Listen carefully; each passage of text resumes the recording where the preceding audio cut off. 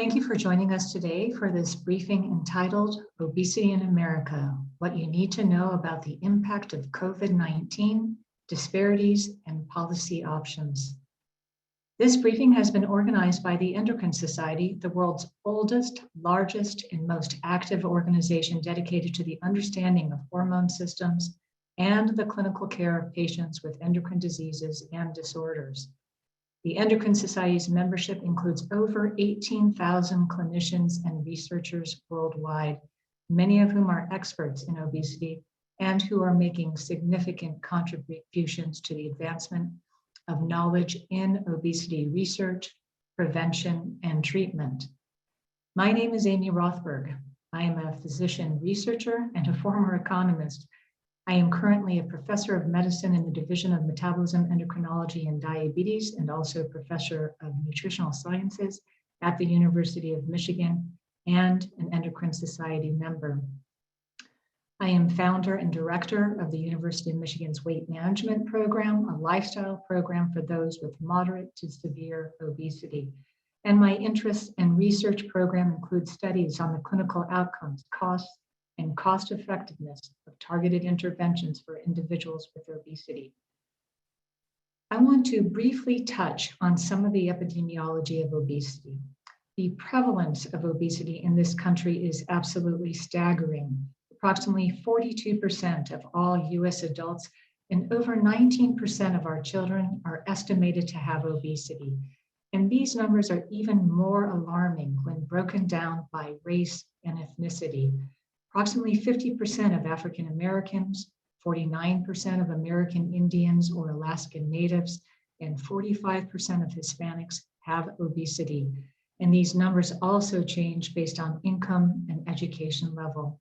Men and women with less education have higher rates of obesity compared to those with college degrees. Further, 17% of our military personnel have obesity. For the Navy, that rate is 22%. The prevalence of obesity has had an impact on military recruitment. Around 1 in 4 young adults is just too heavy to serve in our military. Nationwide, obesity disqualifies 31% of those between the ages of 17 and 24 from serving if they so choose.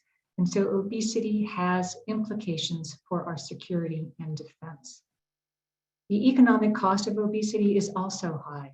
One study found that adults with obesity have over $2,500 in increased medical care costs compared to those even who are overweight, irrespective of gender and socioeconomic status.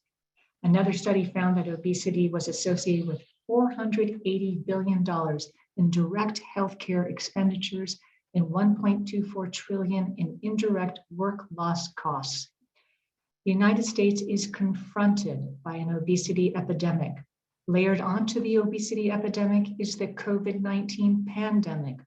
Earlier this year, one of our members published a study which found that having obesity increases risk for COVID-19 ICU admission.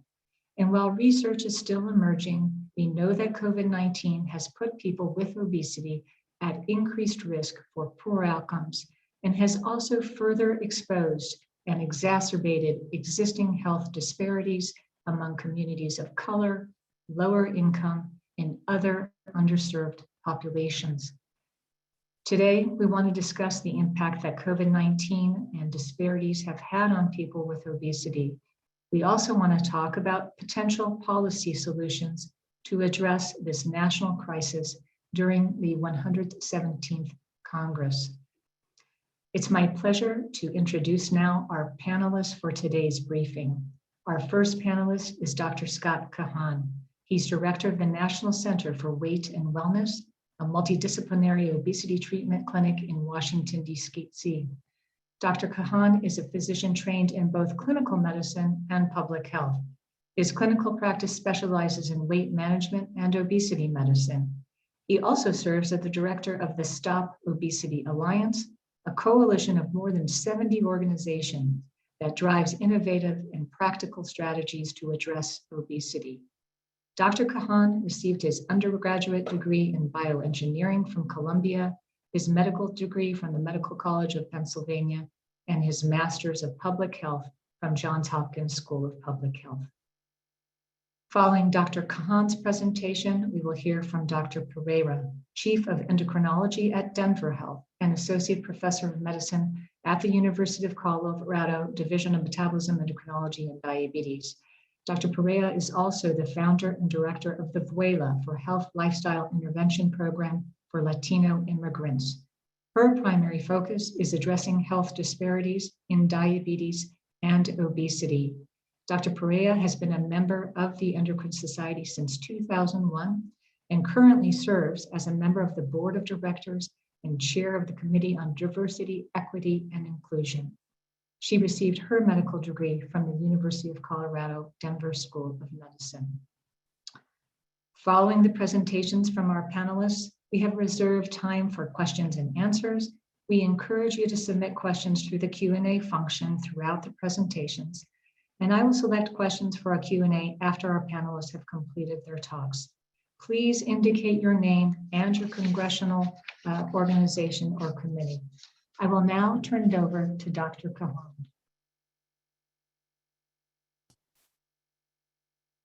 Thank you very much, Amy, and thanks everyone for joining us. I'm excited to talk to you about this important topic. So I'm going to focus on obesity and COVID-19. These are colliding pandemics and they have colluding physiology. So they don't only overlap in terms of the timing of them affecting us, but also in how they affect us. And I'll explain what I mean by that. Next slide, please. So first, I'm going to explain a little bit about obesity and COVID and their burdens on the health of Americans. This is something, of course, that's well known. I'm going to focus on showing you how obesity worsens COVID-19 disease and its outcomes. And I'm going to show you why that is. Obesity and COVID-19 have overlapping and intersecting mechanisms of disease. And so together, it's a bad story. And that's why we're hearing a lot of the data on this. And then I'll offer some thoughts on where we can go from here. Next slide, please. So here's the curves of obesity on the left and COVID on the right. They actually look surprisingly similar. Of course, the time scale is different. Obesity has evolved, the obesity epidemic has evolved over the last half century, whereas COVID over the last year and a half or so, but a very similar significant increase in the prevalence of both over those periods in time. I'm going to show you just a little more detail on each. So next slide, please. So here's the prevalence of obesity increasing over time.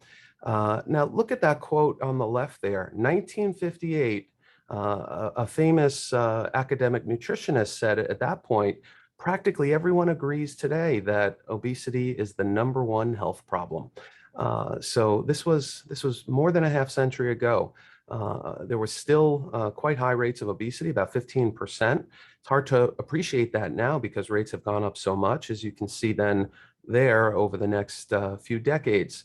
In the early 1990s, that's when we had good data showing that the rates had been increasing quite significantly since the 1970s in particular. It actually takes some time to be able to develop that data and appreciate that large, broad increase. So by then, obesity was being more widely understood as a significant condition affecting the lives of Americans.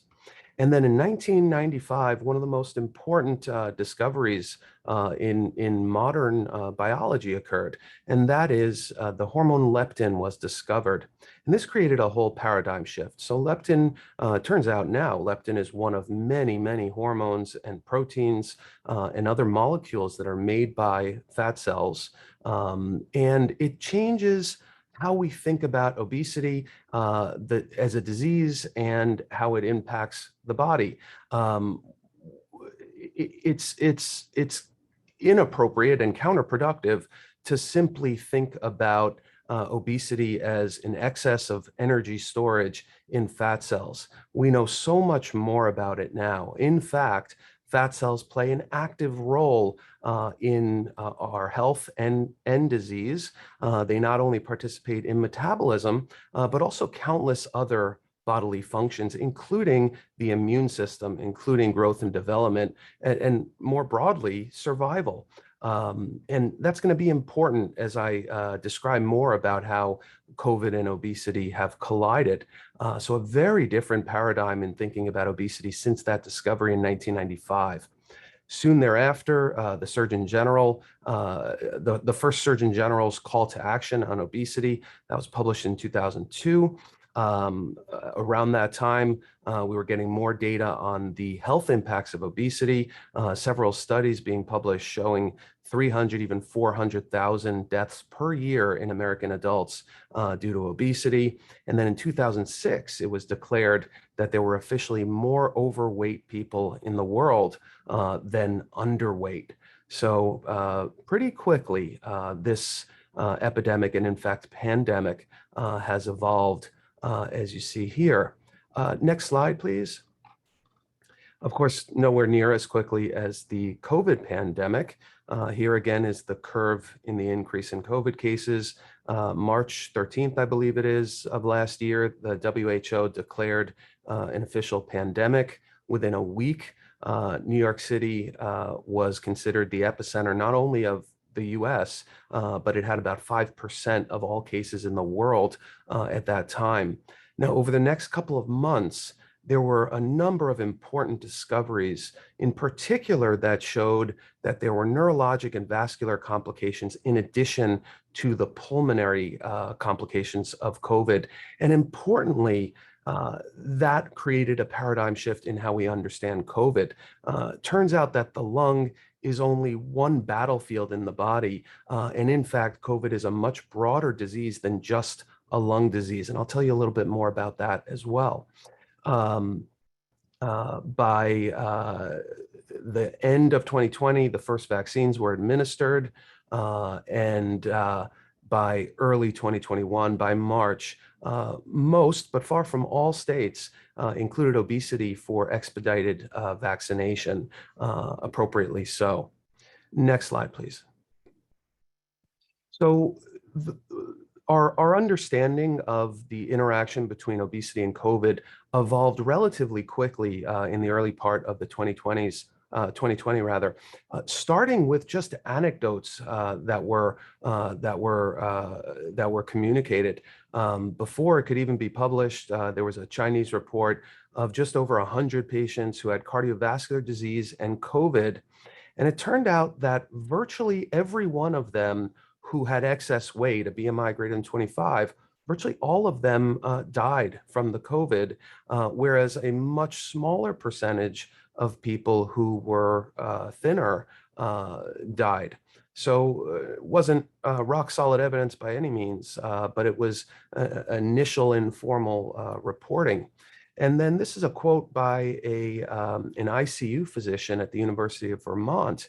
And she kept seeing patient after patient, the ones who were the sickest, they consistently shared one attribute, and that was obesity. They were otherwise healthy, but they were carrying excess weight. They had obesity, and it turns out that much more commonly she was seeing those people in the ICU getting intubated and in many cases, unfortunately, passing away. Next slide, please.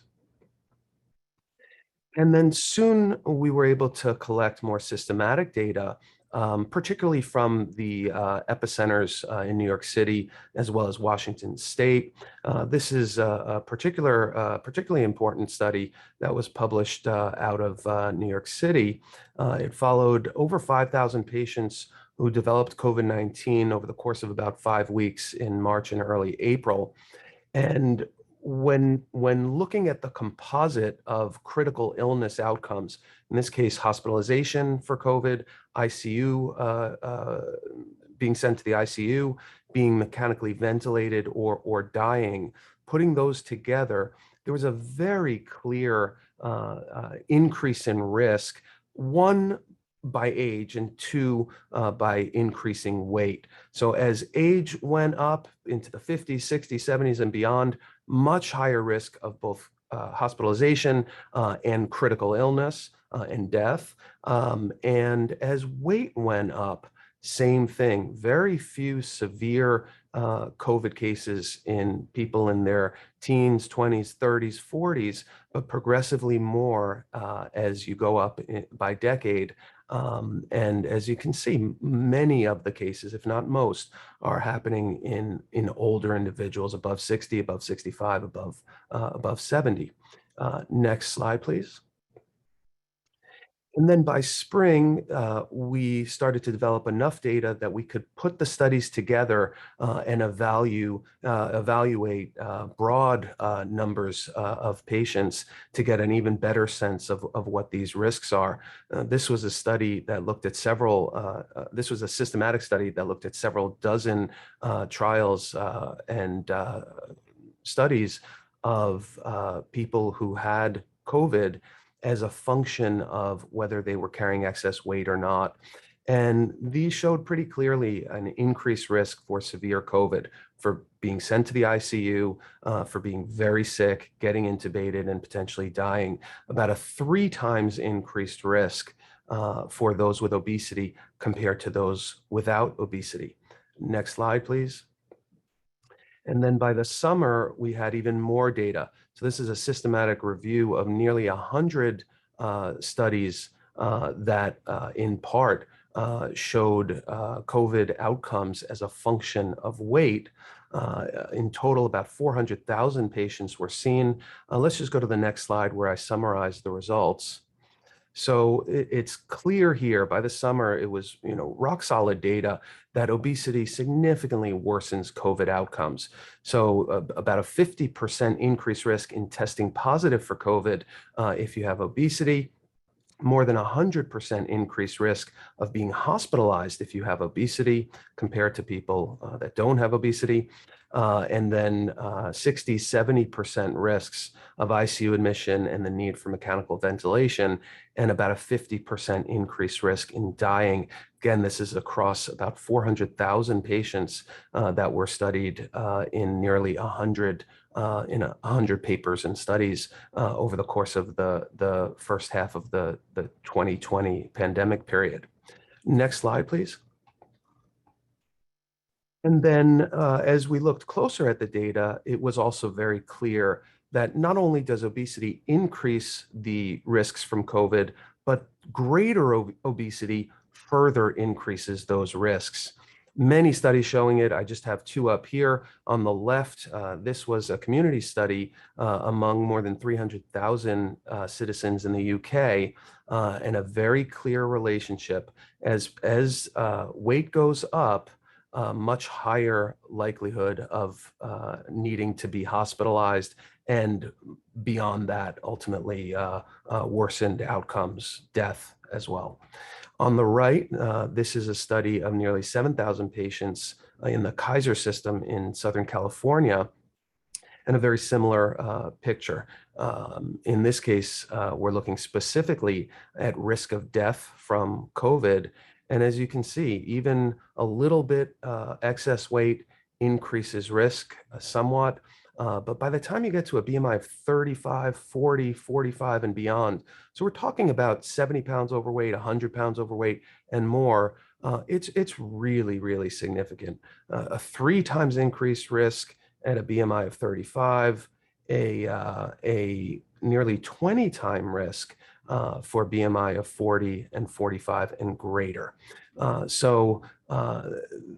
This really summarizes the big picture here, where these 2 pandemics colliding are leading to really poor outcomes for a quite large portion of our population that's carrying excess weight and that has obesity, let alone severe obesity. Next slide, please. And so let me just talk for a few moments about the sort of colluding physiology between obesity and COVID.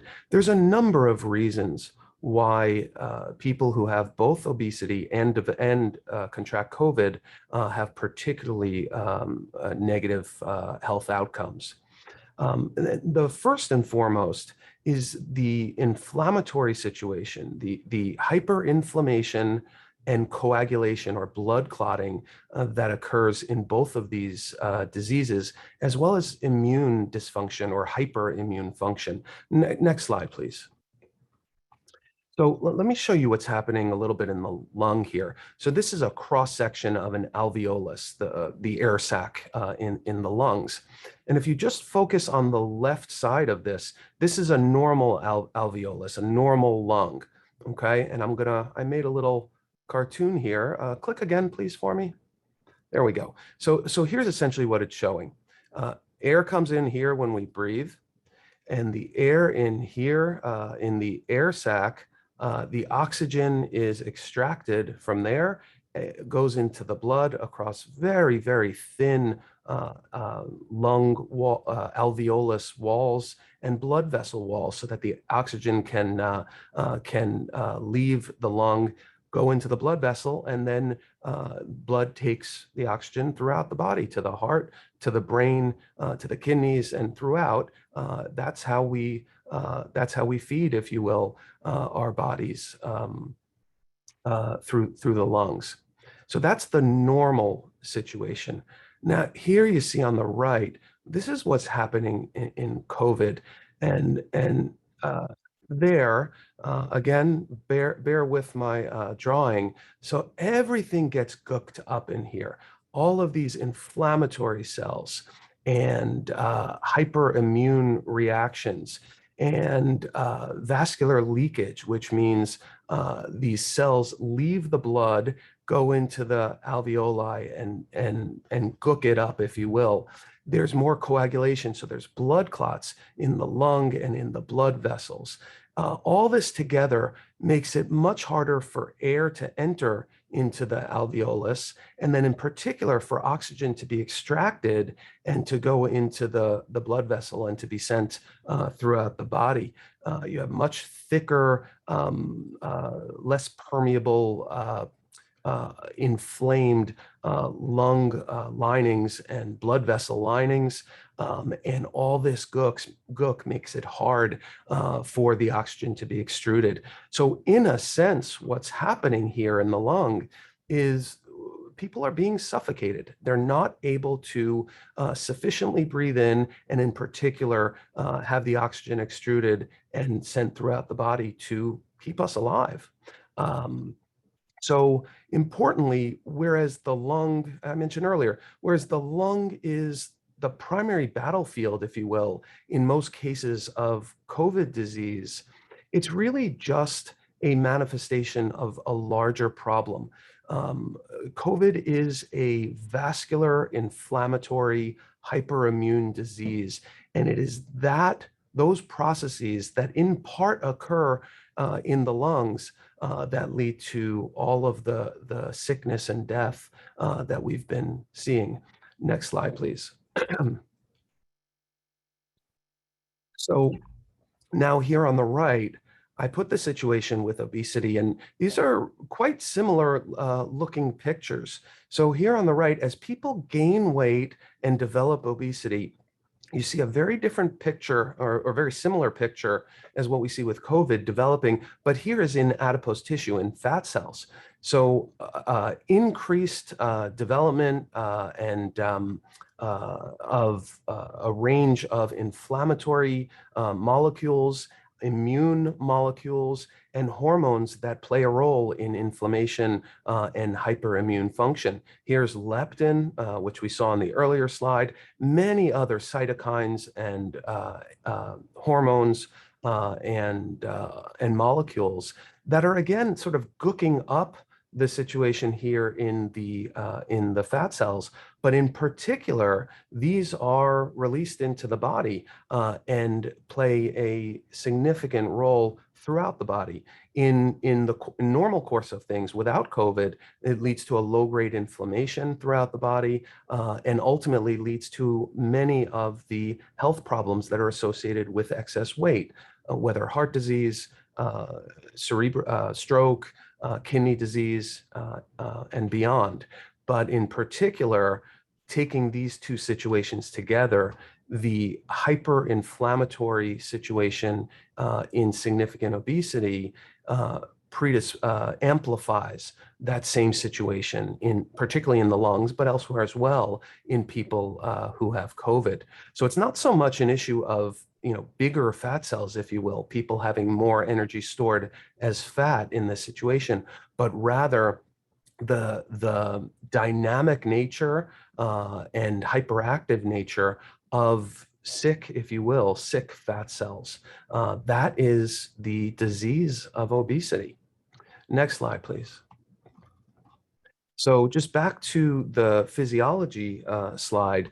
So we have the inflammation, the hyperimmune function, and the blood clotting that plays out like we saw in the last slides. On top of that, in obesity, you have a baseline lung dysfunction that typically occurs. So people with obesity tend to have less compliant lungs. They can't get as much air into the lungs compared to people who don't have obesity. They have less mobility of the diaphragm. So they, again, leading to being able to suck in less oxygen in normal breaths. They have lower lung capacity, and they have they're less well able to extract the oxygen in the lungs and bring it to the blood vessels and then bring it around the body. And in most cases, that doesn't make that much of a difference throughout their lives, although with progressive obesity, that can lead to more and more difficulty breathing, shortness of breath, low energy, and so forth. But when combined with that pulmonary situation with COVID that I mentioned, we run into this particularly challenging and often deadly situation. And then the overlap in other organ dysfunctions is another aspect of this. People with obesity have a higher likelihood of diabetes, of heart disease, of kidney disease, and others, and that further worsens risks of severe outcomes with COVID, because COVID can attack those organs as well. And then lastly, the psychosocial aspects of this are important. Obesity is a highly stigmatized disease, including in the healthcare system. And so many patients who have obesity tend to avoid going into the healthcare system. They tend to avoid going to their doctor or to the hospital. And so often, even when they may need care more than anyone, they don't get the care that they need, including potentially if they get sick with COVID. Issues around hesitancy with the vaccine was particularly notable in many of my patients who have obesity and severe obesity. And slowly, as we counsel them, hopefully most of them were able to get vaccinated. But that was likely something also that contributed to at least the initial poorer outcomes with respect to obesity and COVID. Next slide, please. And this is my last slide. I'd like to offer a few thoughts on where we could go from here. So first and foremost, I hope no one comes away from this webinar thinking that it's important that we even further stigmatize people with obesity and that will help motivate them to lose weight. That doesn't work. We need to support people with obesity, people who struggle with weight, just the same way that we would anyone else who has health problems. We need to support them in a compassionate way, in a thoughtful way, and in a concerted way. We need to support obesity science and research. We've learned so much about obesity in terms of how it evolves, in terms of how it impacts our bodies, and in terms of how we can treat it over the past few decades. But there's still much, much more to learn. And typically, the funding going to obesity research is much lower than the funding going to other serious diseases in the US and throughout the world. On top of that, there are a lot of limitations in research that particularly impact the COVID situation. Traditionally, heavier persons are rarely included in clinical trials. The COVID vaccine did not have nearly as many very heavy patients as they did normal weight patients. And remember, the majority of Americans are overweight or have obesity, and nearly 10% have severe obesity. Mechanical ventilation is rarely studied in people with a BMI of 35. Heavier people are typically excluded from those trials. And many drug trials rarely consider the impact of increasing weight on the effectiveness of those drugs. One in particular that we know is dexamethasone, so steroids that are used to treat diseases where there's an overwhelm of the immune system, like with COVID. We know that those don't work as well in patients with obesity, and you often need higher doses. But yet we rarely have studies that explicate that well. So more research, better research, more funding for research is going to be essential, as well as, of course, continued and increasing support for infectious disease and viral science and research so that we can get through the rest of this pandemic and prepare for further ones in the future. And finally, we need to support access to good science-based care for obesity, as well as for COVID. In obesity in particular, we have lots of good treatments. We still need to develop more, but we already have lots of good treatments, and often patients don't get them. Fewer than 1% of patients who are eligible for bariatric surgery actually get bariatric surgery, and often that's due to limited access to care. Obesity medications that are approved by FDA are explicitly excluded in Medicare, and very, very few patients, less than 1.5%, are using those medications that could otherwise be very helpful. Often access to counseling is not covered by insurance. So those are particularly important areas that we can move forward on that will likely help many, many people. So I will stop there. I appreciate your time, and I look forward to hearing the rest of the webinar and talking through some questions soon enough. Thank you very much.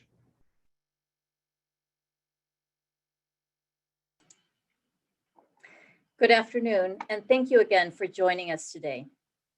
My name is Ro Pereira, and I'm an endocrinologist at Denver Health, which is a safety net healthcare system in Denver, Colorado.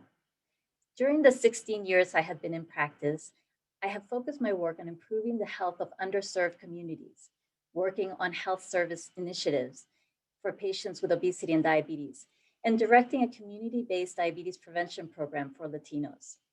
I am delighted to spend the next 15 or so minutes talking to you about the very important topic of obesity and health disparities. Next, please. I will start my presentation reviewing the disparities we see in obesity and the consequences of this disease. I will then review the factors that lead to obesity and finish by talking about the actions we can take to reduce these disparities. Next, please. So we'll start with talking about who is affected and what kind of effects does obesity have. Next, please. I am sure no one is surprised to hear that obesity disproportionately affects our communities of color, in particular, Latino and Black communities. This graph shows the age-adjusted prevalence of obesity among adults in the US, separated by race and ethnicity. From the first set of bars, we can see that Latino and Black adults are more likely to have obesity than non-Latino white adults. And looking at the data broken down by sex, we see that for Black adults, a higher prevalence of obesity is seen for women and not men, whereas Latinos, the disparity exists for both sexes. Next slide, please. This graph shows the data for severe obesity. Severe obesity is defined by a BMI, a body mass index greater than 40. It's a way we measure how much obesity or how much obesity somebody has. And it's associated with a very high risk of obesity complications. So here we see that severe obesity is more likely to affect women, adults, women in their 40s and 50s, and Black adults. Next slide, please. The next 3 slides I'm going to show you will help us to see how these disparities in obesity vary by region. Each map shows the prevalence of obesity among a single racial ethnic group by state and territory. The map we are looking at right now shows the prevalence of obesity for white adults. The next map will show the same data for Latino adults, and the third for Black adults. In this map, we can see the prevalence of obesity for white adults is around 25 to 30% in most of the Western and Eastern states, 30 to 35% in most of the Midwest and Southern states. And there are 6 states where more than 35% or more than 1 in 3 adults have obesity. Next slide.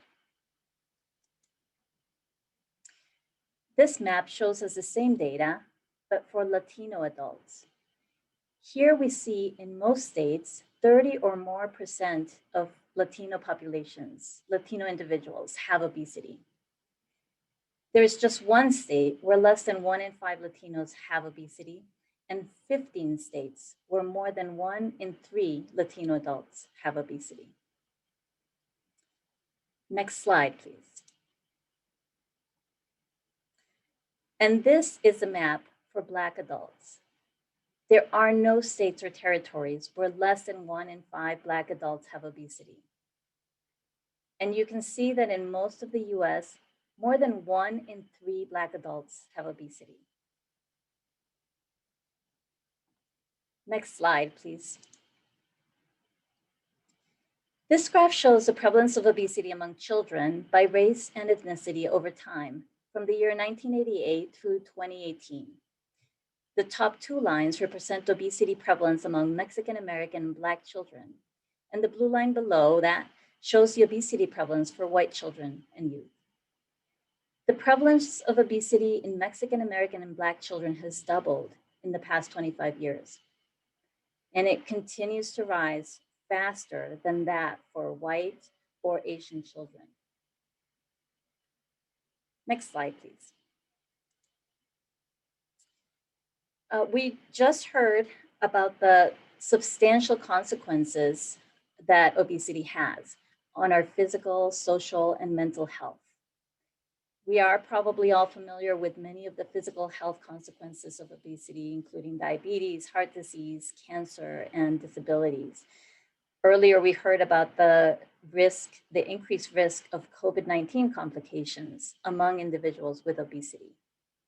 On the social health side, obesity is associated with stigma, bias, discrimination, and ridicule. And we might be less familiar with the mental health impacts, which are nonetheless very real, including low self-esteem, depression, anxiety, and poor quality of life.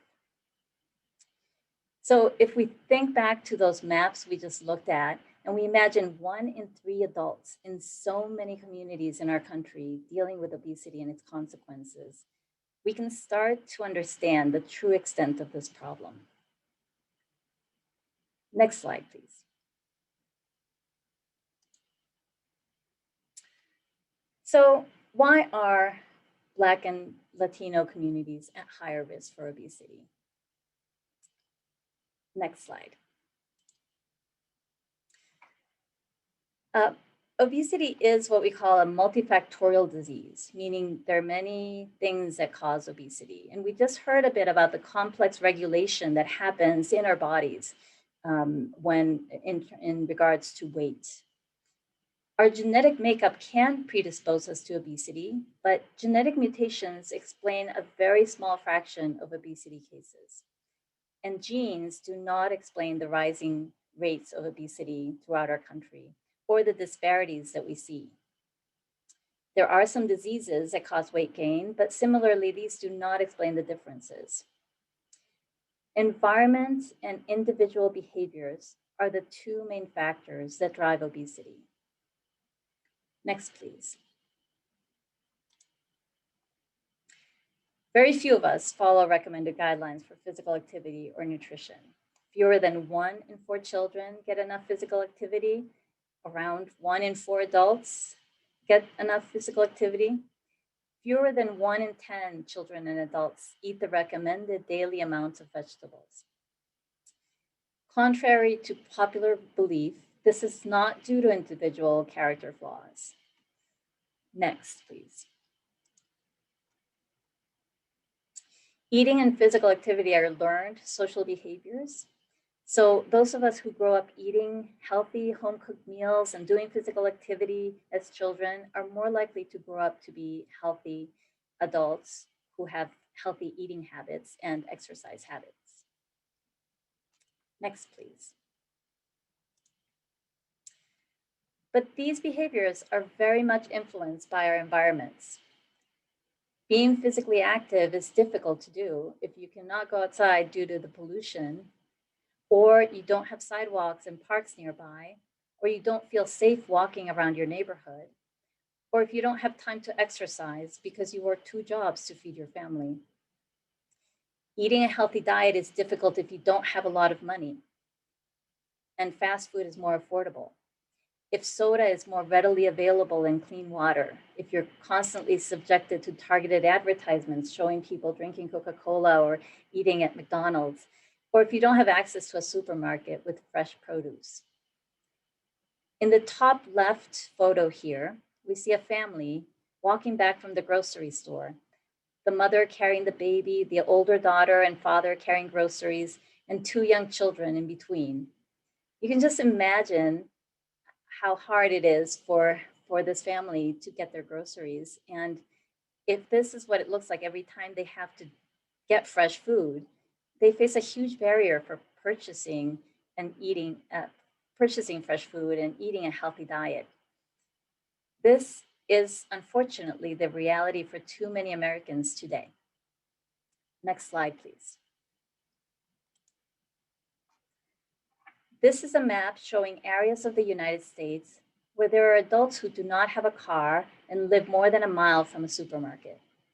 The areas in red are places where there are more than 5% of adults in this situation, and the darker areas in brown show regions with more than 10% of adults with no car and no supermarket within a mile.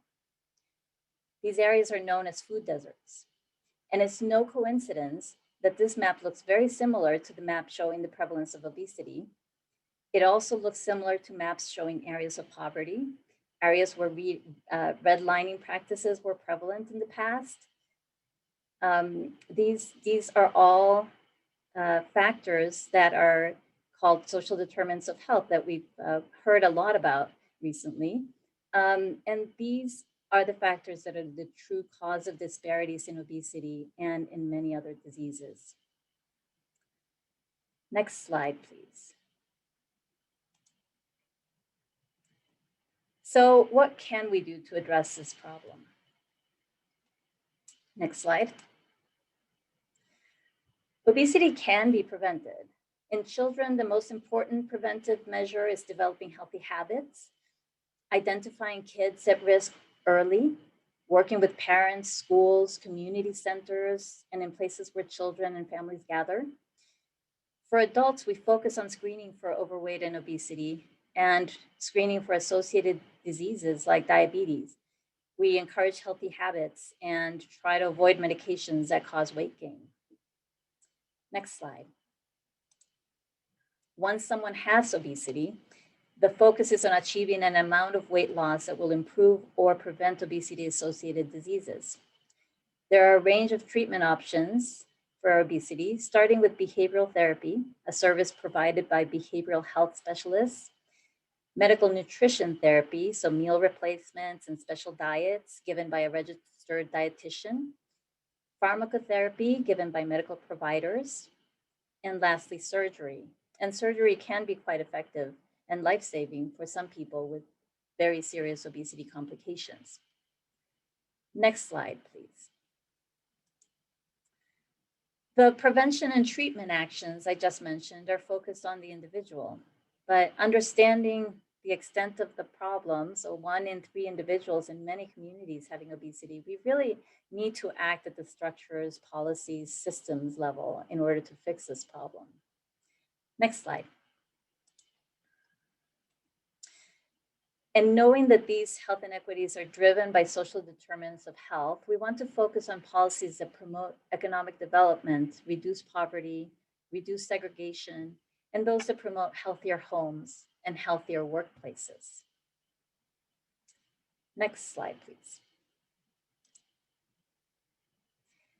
This figure is from a paper published by the National Academy of Medicine titled Getting to Equity in Obesity Prevention, a New Framework. The authors identified 4 areas of focus to prevent obesity with an equity perspective: increasing healthy options, reducing deterrence to healthy behaviors, building community, and improving social and economic resources.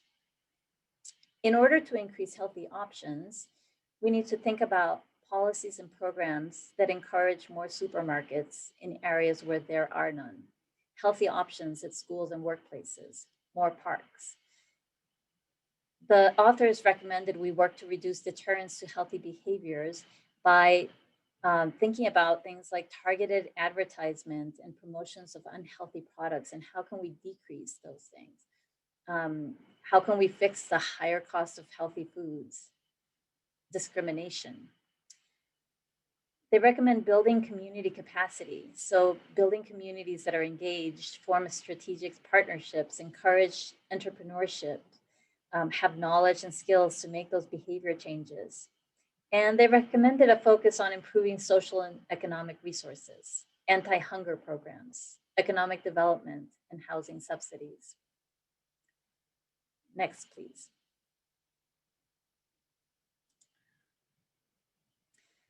Health disparities in obesity may seem insurmountable.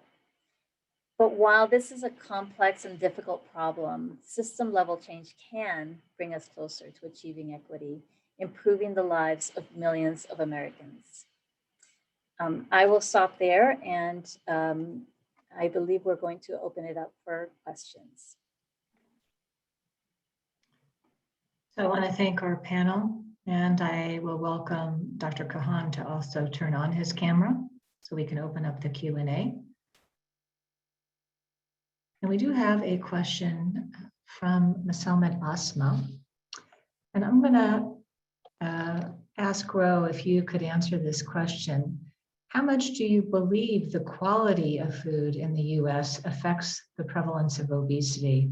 The FDA allows many ingredients the rest of the world has banned. For example, a Heinz ketchup bottle in the US has over 10 ingredients compared to the ketchup by the same company in the UK with 3 to 4 ingredients. Yeah, no, this is absolutely true. I think we need to pay more attention to the quality of food that we are providing our citizens, our Americans. It's really important for food to be nutritious, and at the very least for us to know what's in the food that we get. So we do have food labels that help us know what's in the foods, but there has to be some kind of oversight of the content, the ingredients of foods to ensure that they are healthy. Thanks, Ro. Yeah, let me just jump in here real quick. This exactly gets to what Ro was saying earlier. So much of the obesity pandemic is driven by the unhealthy food and physical activity environments that we live in. And so in terms of food, for the most part, the unhealthiest and highest calorie and most fattening foods tend to be the cheapest foods. They're also the largest portion foods. They're the most heavily marketed foods. They're engineered and processed to be the tastiest foods. And so, of course, people have been eating them more, and all of us. And so that's an important part of this. Certainly, all of us need to keep working on healthy eating and activity and all that. But by addressing the environments that predispose to the unhealthier behavioral patterns, that will help us to move forward on this. It's the way that we've addressed so many other public health epidemics over the years, over the decades, over the centuries, and it's how we're going to move forward in part with the obesity epidemic as well. So what are some policy options that congressional offices should be considering to address the obesity epidemic? And I'll start with you again, Ro. to unmute. Yeah, there are many different laws and programs that are funded and reauthorized by Congress, which aim to reduce obesity.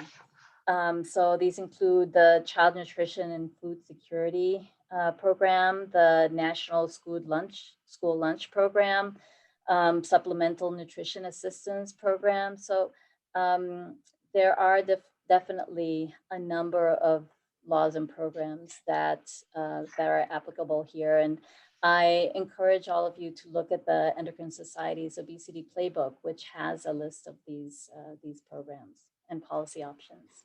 Tagging along that, Scott, are there any pieces of legislation that have been introduced this Congress to reduce obesity? Yeah, so the Treat and Reduce Obesity Act in particular is one. That's a legislation that has two key aims. One is to improve access to behavioral and nutrition counseling for Medicare beneficiaries for weight management. And that's important because right now there is access to weight management counseling, but it's only from primary care doctors. And primary care doctors, as we all know, are pretty overburdened already. If you're an endocrinologist, you can't get reimbursed for that. If you're a dietitian, you can't get reimbursed for that. If you're a psychologist, you can't get reimbursed. So it would broaden access to behavioral counseling for obesity. And in addition, it would increase access to FDA-approved medications for obesity. These are explicitly excluded from Medicare Part D, and there are good FDA-approved medications that could be helpful for many, many people who have obesity. So if I'm interested in learning more about this bill or who is co-sponsoring, who can I contact? So it was introduced by Ron Kind and Tom Reed in the House and Senator Carper and Cassidy in the Senate. You can certainly contact their offices for more information, and you can certainly contact the Endocrine Society Advocacy Office for more information as well. Thanks, Scott. So I have a question. So if I have a question about obesity, who can I reach out to? So I'll just answer that. You can reach out to Rob Goldsmith, who is the Director of Advocacy and Policy at the Endocrine Society. I think, Rob, you can leave your email, but it's robgoldsmith@endocrine.org. The Endocrine Society also includes a list of members who are experts, like we have on our panel today, on obesity issues in our obesity playbook. And as mentioned earlier, we'll share a copy with you all of that obesity playbook. So let me just turn again. Is there any data showing older adults with obesity are more vulnerable to COVID-19 than those who do not have obesity? I think, Scott, you talked about that earlier. Another question is about the figure showing that the prevalence of severe obesity for older adults is lower than other groups.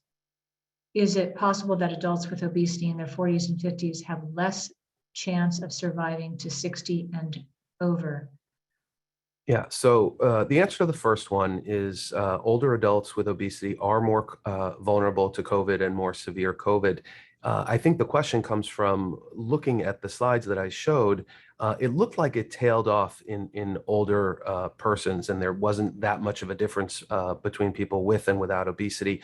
The reason for that is age. Older age is such a strong risk factor that it tends to drown out other risks like obesity, but it is still it still increases the risk for worsened outcomes in older people as well. And then the second part of the question, there is less prevalence of severe obesity in older persons. Part is that some people, unfortunately, die early and don't make it into their 60s, 70s, and 80s. Another part of the reason is that coexisting with obesity in many older people is more and more frailty. So people tend to lose weight, even though much of that weight is muscle and bone, lean mass, which adds even more risks to the obesity. So those are probably the two main reasons. And following up on that question regarding COVID and obesity mortality, there was a recent study that found obesity rates dropping obesity rates from 40% down to 30% would have resulted in fewer hospitalizations, ICU admissions, and deaths. And they calculated that approximately 120,000 hospitalizations, 45,000 ICU admissions, and 65,000 deaths would have been avoided had obesity rates been 10% lower than they are. So, Ro, going back to the disparities, the rates of overweight and obesity, as you talked about, are higher in all ethnic and racial minorities than among white Americans. Could you speak in a little bit greater detail, what are some of the solutions that policymakers should consider to prevent and reduce the rate of overweight and obesity in these groups? Yeah, and really the most important thing is just making sure that people have access to healthy foods and to places where they can be active. So thinking about our environments, that is really the number one, healthy foods and healthy environments. So Scott, you mentioned, and we all concur, that we know that obesity is a lifelong chronic disease, requires chronic disease and a comprehensive approach. We talked really about the lack of reimbursement and less done in primary care. So what can policymakers do in order to help increase care, or at least access and delivery of care?